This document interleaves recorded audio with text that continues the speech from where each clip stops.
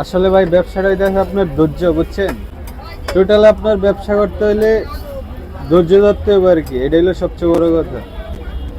বেকার আছে ভাই, এই যে একটাই কথা, হোক ব্যবসা না হয় চাকরি বাকরি, যেটাই করেন না কেন আপনার ধৈর্য ধরে করতে হইব। হয়তো আপনার প্রথমে সেল কম হইব, চলতে কষ্ট হইব, ইনশাল্লাহ আস্তে ধীরে সব ঠিক হয়ে যাবে, ধৈর্য হারা হওয়া যাবে না। এটা হইতেছে আপনার চিকেন কর্ন স্যুপ। কি কি দেওয়া হয় এর ভিতরে? এটার মধ্যে আছে আপনার ডিম, কর্নফ্লাওয়ার, চিকেন, বাস এই। কি কি পাওয়া যায় আপনার দোকানে? স্যুপ, নুডলস, পাস্তা কোনটার প্রাইস? আপনার সর্বনিম্ন 30 থেকে শুরু, 40 আছে, 50 আছে, 60 আছে, পার্সেল নেওয়ার ব্যবস্থা আছে।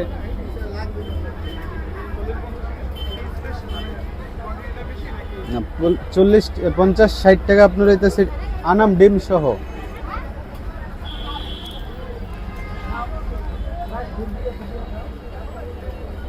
কতদিন শুরু করছেন ব্যবসাটা? 2 বছর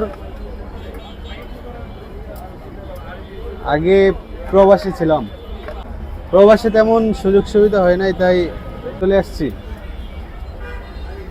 এই লাইনে আসার গল্পটা?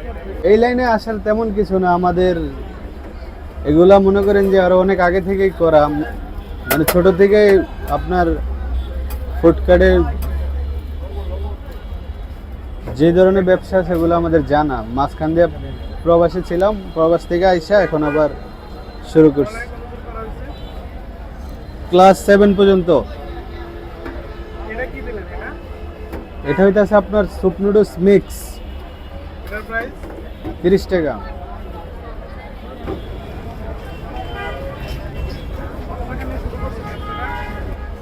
ব্যবসাটা তো প্রায় আপনার 1.5 লাখ টাকার উপরে গেছে। কত টাকা সেল হয়? পার ডে আপনার সেল হয় নর্মালি 3 থেকে 3,500 টাকার মতো।